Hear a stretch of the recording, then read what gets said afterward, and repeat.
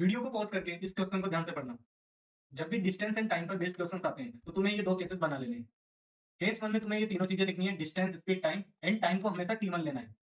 Then case two में भी तुम्हें ये तीनों चीजें लिखनी है एंड टाइम को हमेशा टी2 लेना है। टाइम टी1 में तुम्हें distance and speed case one से लेनी है एंड टाइम टी2 में तुम्हें distance and speed case two से लेनी है। अब फटाफट से इस क्वेश्चन को देखते हैं।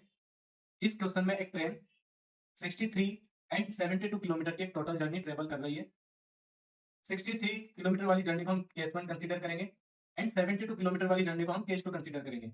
यहाँ पर से फटाफट मुझे तीनों चीजें लिखनी है, distance, speed and time. And case two में भी मुझे तीनों चीजें लिखनी है, distance, speed and time. Case one में डिस्टेंस 63 किलोमीटर गिवन है। अब क्वेश्चन में हमें 63 किलोमीटर वाली जर्नी के लिए स्पीड गिवन नहीं है, तो इसको मैं वी एज्यूम कर लेता हूँ। केस वन में हमेशा मुझे टाइम टी1 लेना है। केस टू में डिस्टेंस 72 किलोमीटर है एंड केस टू की स्पीड के लिए क्वेश्चन को ध्यान से पढ़ो। The train is travelling 72 kilometre with the speed of 6 kilometre more than its original speed. मतलब कि ये स्पीड हमारी v+6 होने वाली है। एंड केस टू में टाइम हमेशा मुझे टी2 लेना है।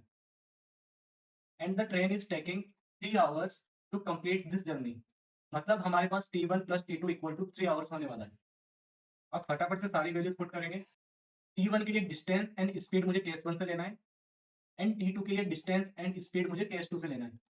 केस वन में डिस्टेंस 63 है एंड स्पीड v है, प्लस केस टू में डिस्टेंस 72 एंड स्पीड v+6 है। अब सिंपली मैं न्यूमरेटर से 3 को कॉमन लूंगा तो यहाँ पर आ जाएगा 21 upon v plus 24 upon v+6 and ये 3 इस 3 को वन टाइम में कैंसिल करेगा।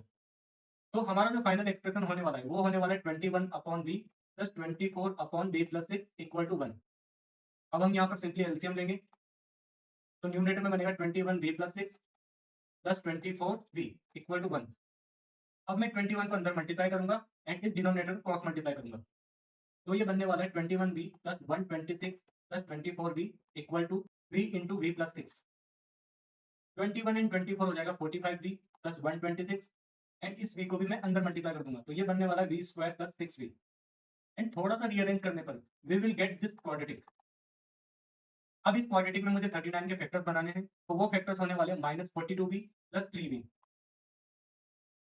अब सिंपली मैं यहाँ से v को कॉमन लूंगा तो मेरे पास बचेगा v -42 एंड यहाँ से 3 को कॉमन लूंगा तो मेरे पास बचेगा v -42। अब फर्दर v -42 कॉमन लेने पर मेरे पास ले जाएगा v प्लस 3 इक्वल टू 0 और इन दोनों ही फैक्टर के इक्वल टू 0 करने पर मुझे v की वैल्यू मिलने वाली है 42 and -3 and as we know speed can't be negative तो इसको कर देंगे हम reject and v equal to 42 kilometre per hour हो जाएगा हमारा आंसर।